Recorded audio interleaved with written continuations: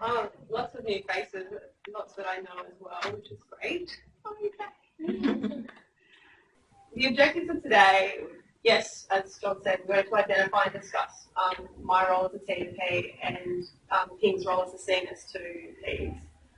We'll discuss the basic skills of nasal gastric tubing and urinary catheter placement because the nursing staff won't do this for you with Paeds. You're going to be doing this one for yourself. However, Ping and I will do it for you if you'd like. Won't be going through the procedure of that because the procedure is the same. It's mainly the tips and tricks of what's different with in a paediatric patient. We'll review some new paediatric equipment that's available and some resources that are available, and then the old guys might get you to complete a service survey for you. Okay, so what's a CNS2? So Ping is a CNS2. So this is an extended nursing role. So she's authorised to do an extended scope in paediatrics. So there will soon be certain medications that Ping will be able to prescribe as standing orders, which currently nursing staff, if they're at that advanced practice level, can and share paracetamol for fever and put on some animal patches and start trial fluids. That's it. So we will soon, once our scope is signed off by Tim, we'll be able to initiate a fair whack of medications, and you'll see that a lot of the treatments probably already, but we've already initiated them. And X-rays will soon be ordering as well. So Ping's background, so there's Ping up there. So she has an extensive adult paediatric emergency experience locally and internationally. She has a Masters of Emergency Nursing, SACLS accredited. She was a CNS and CNE here, and has been in the CNS2 role since in paediatrics since January. So we're both really new. It's a new paediatric specialty here. So as we said, extended skills that Ping can do: a cannulation, beta puncture, can place IDCs, and there's a gastric fluid tubes, all plasters, nitrous, which you need to be accredited for, and I'm not sure if medical staff need to be accredited to deliver it as well, or is it just a... Yeah. No, it's mostly, if you've done anaesthetics, then you can give nitrous. We don't have any special accreditation process. It's more, if you're a advanced trainee and you're then you understand term. Cool. That's probably important if you're proceduralist, if you're your assistant. They need to be nitrous accredited. So sometimes we have quite junior nurses down there, so they might just need to get the CNE to come and do the procedure with us. Just think about that in advance. And yeah, as I said, medication, X-ray ordering, waiting the standing order approval. They are written. Okay, has anyone worked with a nurse practitioner before? Most people. Cool. So I'm training to do that, essentially. So there's very, very few nurse practitioners in Australia. In fact, there's only 624 in the whole of Australia, which I found really phenomenal considering there's 331,000 nursing staff. So essentially I'm preparing for that. So I can see, treat and discharge patients currently with the assistance of the Orange consultant that's on. And hopefully over the next few months, once that gets really, we'll be with registrars as well. What I need to do, so they complete the uni course, you need to clock over 3,000, I think it's actually 5,000 advanced practice hours, and then you need to gain endorsement through the Nurses and Midwives Board, and you need to provide a whole bunch of evidence through clinical leadership, education and research. So it'll take quite a while for you to do, in fact it'll take 3 years in order to clock that many hours. So my background, so I have acute care Paeds, ED, ICU and NETS. I have a master's, you can read that.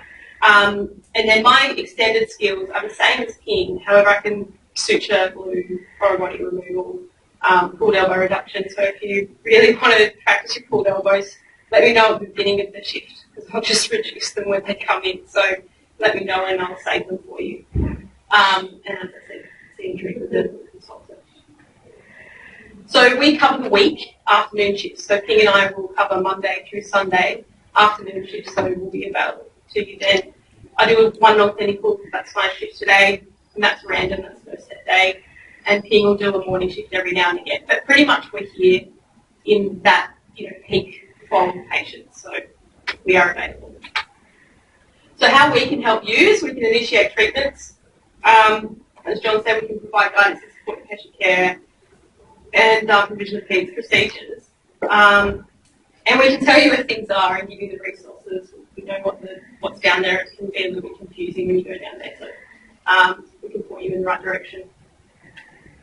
And how can you help us? So remember that we're here as a resource, and not just for the Paeds area, but also for resus, which is probably where my skill set is stronger.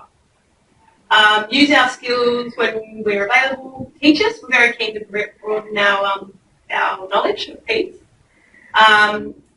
And if you could please let me, if you see a patient that you think might be really good for me and it's not busy, I'd love to see them or see them with you. That would be great. Or anything interesting. Okay, so now we crack straight on to procedures. So nasal gastric tubes is probably the hardest thing when you come to a new place is where to find things. So have you walked around the department and have you seen the Paeds section? Cool. So the procedure room, inside the procedure room, there's a couple of trolleys. There's a cannulation trolley. At the bottom of the cannulation trolley, you have your nasal gastric tube and catheter drawer. And it's split in half like that. And on the left side, you've got all your nasal gastric tubes. Hopefully that's all stocked up and ready to go. Has everyone, just before I go on to the skills, has everyone put a nasal gastric tube down in a child? Okay. What about a catheter? Okay. All right. So essentially, the technique is the same. So it's the same technique as for an adult, sterile technique for your catheter, and the same sort of technique for your nasal gastric tube. Maybe a measurement's a little bit different. So there's a new New South Wales guideline just released in January for the placement of nasal gastric tubes. And these are really the three things that are different. So we don't use the litmus paper anymore. It's recommended that you use this narrow range pH paper, which I'm sure the CNC have told you definitely have it. And you're aiming for a pH of 4 or less. And that's your gold standard of your placement. You don't X-ray children unless they're intubated and sedated. They need it. Do not flush your syringe and then listen in the tummy. That's really recommend against that. And the measurement, it used to be nose to ear to the end of the sternum. Now they're saying, I think it was too high. So now it's like mid umbilicus. So between the zippy sternum and the umbilicus is your measurement. And we do have a local policy for nasal gastric tube placement in children, but it doesn't have these up-to-date things in it. Everything else is the same, but the measurement's different. These two things different. So patient positioning. So I find this is probably the thing that's going to make or break you. If you don't position your patient properly and have a good assistant holding them, then you're going to fail, just like with cannulas. So with a little infant, can wrap them up like a little burrito, and for an older child, similar position to what you hold them for spaces. So one arm across the chest, one arm on the head, and I'll often get them to put, you can't see lower, but I'll often get the child to put the legs in between mum's legs and then hold them because they will keep you. That's a little fancy way of taping. That's nice. As long as it's really good. You really should put the pump feel underneath it because they can mark as pressure area, so that's important. Has everyone used these Catalan wipes before? No? Okay, so these are barrier wipes. So again, these are in the top of the cannulation drawer. These put a barrier down on the skin and make it tacky, so things will stick to it. So they're great. They're great for using this. They're great for cannulas. They're pretty much great for everything where you need to stick something down and make it secure. They're also good for nappy rash, and they create a barrier. So that's just a little hot tip to use those. And when securing, if you've got a child that's going to pull at it, they're all going to pull at it. curl it up and then stick it behind their back. And then it's like out of sight, out of mind. You'll find that you'll keep a lot more tubes down if you get it out of the view. Okay, so my hot tips for nasogastric tube insertion are be prepared. So that means get all of your equipment out, ready to go. Have the right size tubes. Does everybody have one of these cards? Okay, I'll pass them around. They're a really good resource. So these tell you all of the all of the normal ranges for children. It also tells you cannulas and catheters, ETT tubes, blah blah blah, for ages. So I'd refer to that before you go and try to shove a 12 down a child's nose or something. In infants, utilise a dummy and some sucrose. They'll swallow it, so that's really, really cool. You can also blow on their face. It's not very OHS, so you can maybe ask mum to blow on their face, but it startles them and they swallow. So, and that's another good way to get them to take medicine as well. It's a little sharp blow on the face and they swallow. A child, so just like an adult, they can have sips of water and try and swallow the tube down. Really important, obviously, not to push when the child is screaming. We wait for them to take a breath. When they take the breath, they often will swallow at the same time, and then you just slowly push it in between cries. If you feel a resistance, stop, obviously, withdraw 1 to 2 centimetres, and then advance, but slowly twist. And it's the same technique that you can use for catheters as well. So, and you can change the angle of position.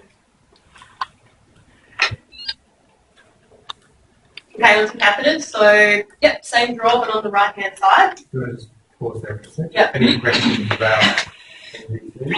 Thanks.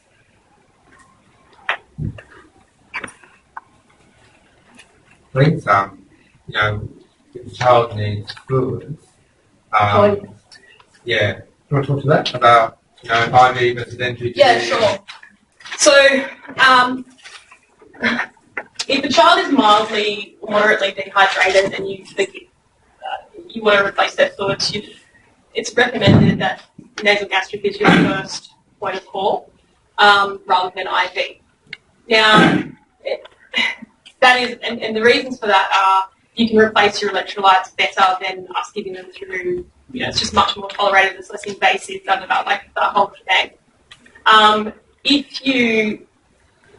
When you're giving fluid through a nasal gastric tube, so you don't have to give hydrolyte for oral rehydration. When you give nasal gastric rehydration, use gastrolyte. Do you know why? It's not as tolerable, but it's a better physiological condition. But they won't drink it because it tastes pretty bad. Yeah, it's really salty. So, and that's exactly right. So we use hydrolyte because it's more palatable, but it's only got 45 millimoles of sodium, whereas gastrolyte has 60. So preferentially, we should be drinking the gastrolyte as well, but they just won't drink it. It's really bad. So that's what we would do. And then if you want to give, if they're mildly to moderately dehydrated and you'd like to give rapid rehydration, do you know what rapid rehydration means? How many mils do you give per kilo and for how long? So 10 mils per kilo for 4 hours. Yeah, great. So it's the same volume of fluid whether you're doing it nasogastric or IV. Obviously just using the gastrolyte is a better osmolarity to it. Cool. So just one question, sorry. Most of the situation where we're deciding that they've failed their trial fluid, and they are invariably going to actually be admitted for rehydration. Yeah. The requirement in other hospitals is they get bloods because the admitting team wants to know how dehydrated they are, how bad the volume is, other hypokalemia. Mm-hmm. So we're going to be enforcing a very unpleasant procedure on them anyway. Yeah. Is there no point then doing a secondary unpleasant procedure on them when we already have a mode of access to give them fluid? So I guess that would, I get your point. I think that would really be up to the paediatrician, because I know Phil Coote, if we would give it, wouldn't worry about the bloods. So I think that, does everyone agree with that, or what do you think? Yeah. I think it's quite paediatrician dependent. Yeah. Yeah. But certainly someone would be happy with just the NG. Yeah, and I don't think, I just briefly read the New South Wales guidelines. It's not recommended, but you don't have to. Obviously, if you're giving, you don't need to do blood before nasal gastric rehydration, but obviously before IV, you would. But yeah, it's just recommended. Really important thing when you're doing your nasal gastric or any procedure is that you have the right equipment. Now, there's a whole array of nasal gastric tubes. Well, there's not a whole array. There's size 6, size 10, and size 6, 8, and 10. And there's two different sizes. There's the two different types. There's the PVC and then there's like the silicone. So I'll just send those around. Much, much easier to do the procedure with the PVC one because it's harder and stiffer and you push it down. The silicone one is just quite rubbery and malleable and it'll just fold up in on you. So definitely don't do catheters using this one. You will fail. Make sure you use the harder one. Pass them around. And they are in that trolley, and there's a whole bunch of them in the storeroom as well. Now, we have a paediatric storeroom. I think that's important for you to know that all the paediatric specific stuff, so whether you're in resus or down in the Paeds area or up on the ward, all of our Paeds equipment goes straight down the end of paediatrics and it's the last door on the left. And it's all very clearly labelled airway, breathing, circulation. So if you run out of those, just go to the storeroom. It's pretty easy to find. Okay, so urinary catheters now. Who's done a urinary catheter on a child? Just put your hands up. Okay, so that's 50%.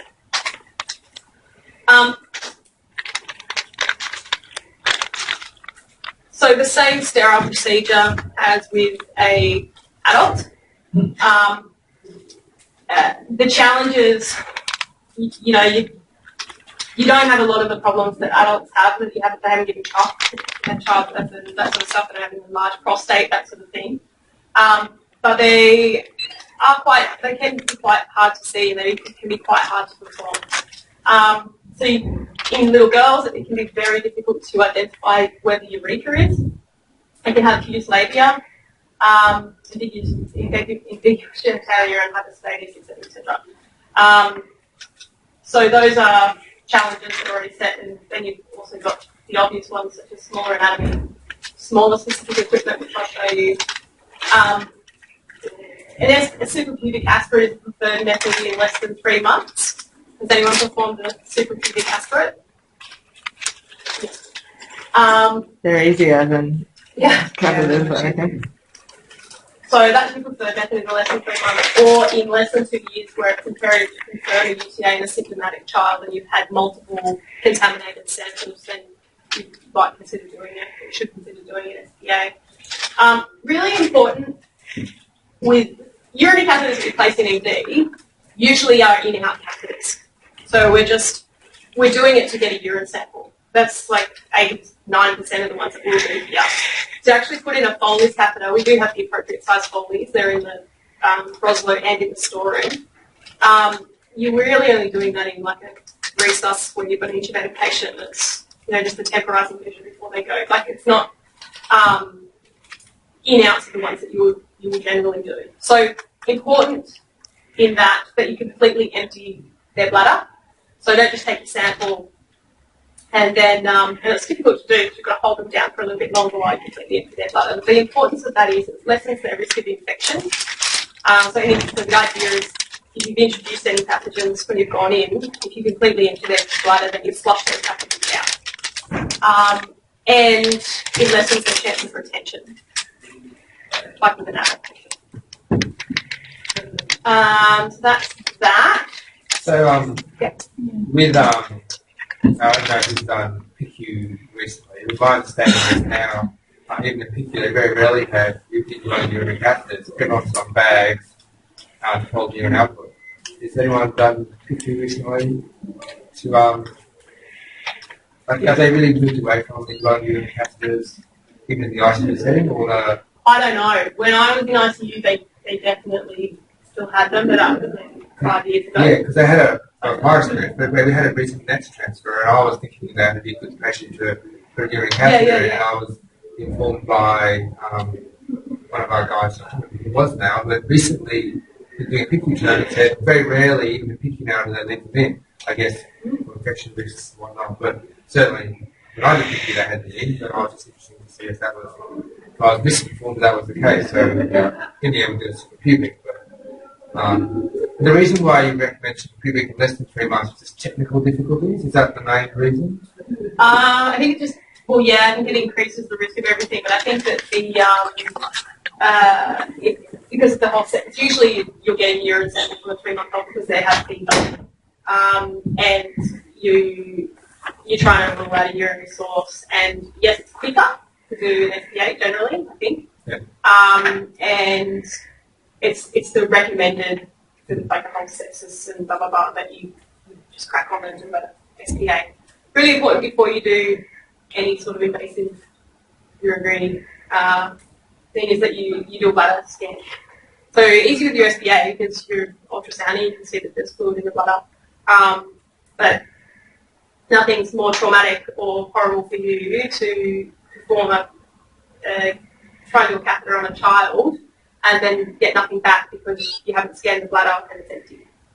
So that's really, really important to do that. Catheters. Catheter-wise, we've got little female ones, little 6 and 8. And we also have the tubes that you're passing around use the PVC. You will fail if you use the silicone one. It'll just fold in on itself, and then if you're trying to aspirate, then you'll just collapse the tube in. So using these harder ones, it will work. It will work.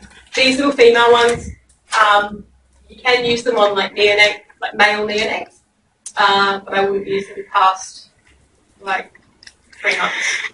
They're not long enough, and you'll have to go all the way into the field. So that's good. Okay, so my hot tips for urinary catheters. So most of the time, as I said, we're doing in-out catheters because we can't get a urine sample. So there's a few other non-invasive methods that we can use to try and get them to weep. Warm bath, often they'll do a weep.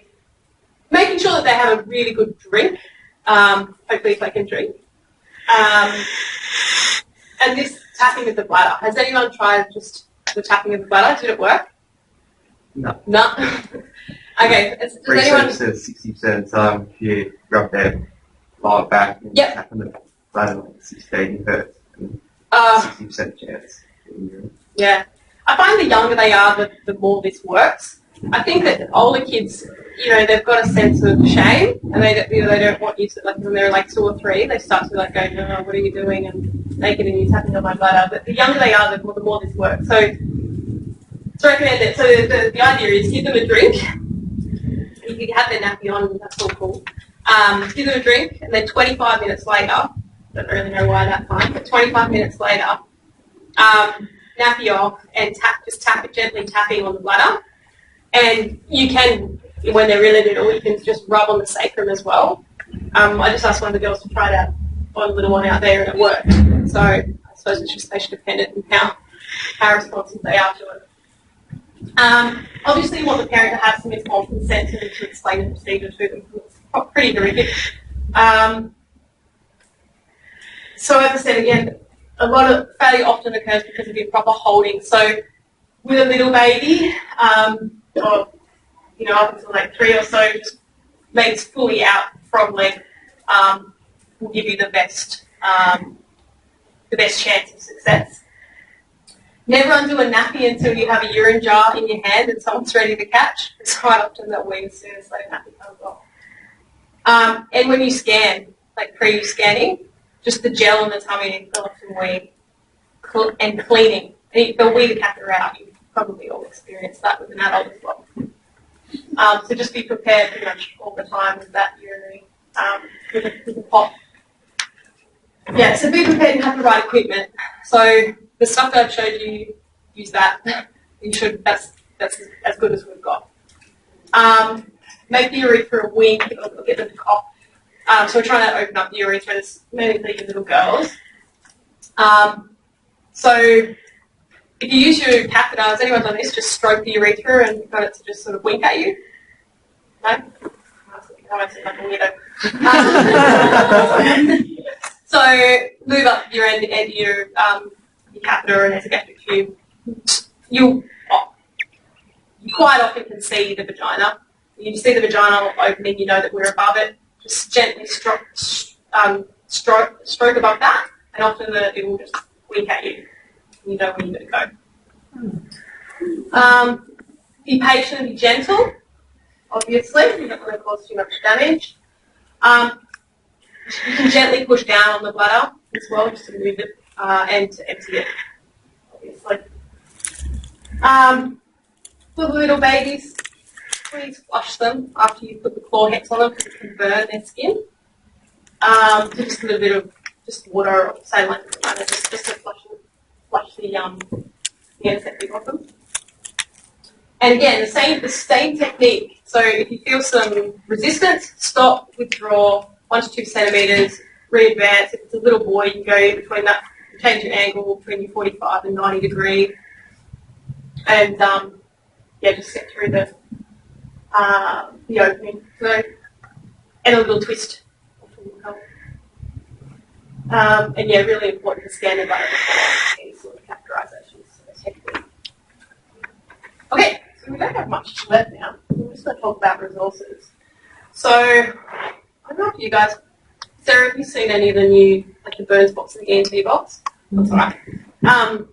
So, we used to have, like, all of our Burns equipment and ENT equipment would all be up in the ENT room, which is fine, but often we don't need to use a slit lamp or visual acuity, and we could just do it all down the back. So if you need to do a visual acuity or use a slit lamp, you will still need to go up to the adult ENT room, but everything else will be in these boxes for you, hopefully. So at the top is so this is in the procedure room. Go in the procedure room directly on the left. Top one's your Burns box. It's got a list of all the dressings and the spray bottle in there. And while I'm on the Burns box, actually, who's called a child with a burn? Yeah, and how did you do it? Under attack. It was only a limb, so I wasn't too worried about temperature and environment. Yeah, cool. So spray bottle and warm blankets around the rest of them. It's really important. So that's there, spray bottles in there. And then the 2 little boxes below there, your ear, nose and throat. That's got all the little bits and bobs in there, ready to go. Okay, other equipment that we have available. So we do have an iPad. Really, I don't let them have it at the bedside. It's really just a procedural iPad. And because we don't have any way of actually securing it, it just sort of lives in my drawer. So if Thing or I are on, you can ask for it. Otherwise, we've sort of got to lock it away because it will go missing. It's got our PA logo on it, but I don't think that was stopping up. We have 2 DVD players. Find my iPads on.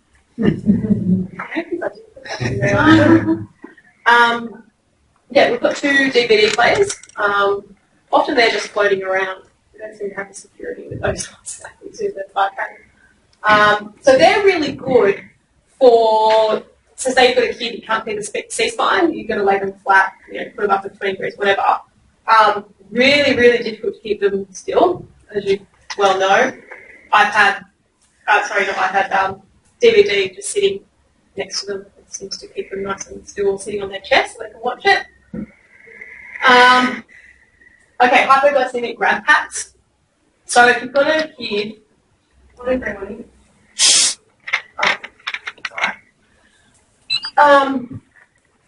So sugar less than 2.6. It's recommended that you do a critical sample. Blah blah blah. The reason that the grab packs got made is we had an incident last year where an infant, was continually hypoglycemic, and we didn't have the right tubes, we didn't know the process, We didn't then recognise that he was continually hypoglycemic. So anyway, we've got a grab pack. So the grab pack has a little laminated card in it that has the hypoglycemic flow chart. So what you do and when you do it, and then it's got all of the critical sample bloods that you need to take and label, put me on ice, blah, blah, blah. So there's one available on the Broslow trolley, and there's one in the Raft Freesas trolley in the second drawer. So often I've given this in service to nearly about, not this in service, but a hypoglycemic one to the majority of the nursing staff, so they should grab that for you. Or procedural sunnies, they're not for us to wear, that John thought. So if you just for the kids to wear with the bright light on them. So they're in the I thought they were for us to wear. I thought we were going to be